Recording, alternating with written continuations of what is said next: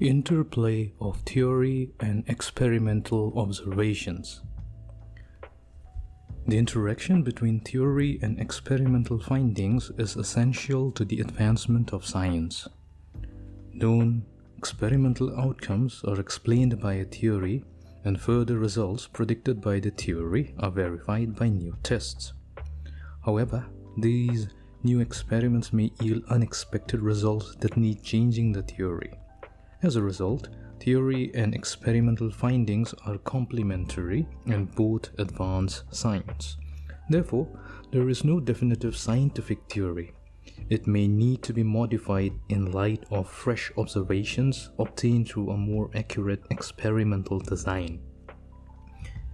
It is possible that the new theory won't be so radical. For instance, Johannes Kepler simply substituted elliptical orbits for the circular orbits proposed by Nicolaus Copernicus to explain Tycho Brahe's findings of planetary motion. It can happen that the current theory is unable to account for the brand new observation and calls for a significant conceptual shift.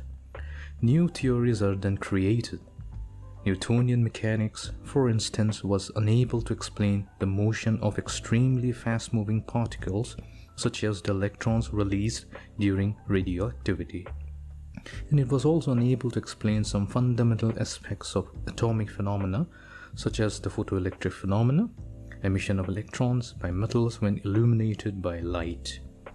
The theory of relativity was developed to describe the motion of incredibly fast particles, while quantum mechanics was established to explain atomic phenomena.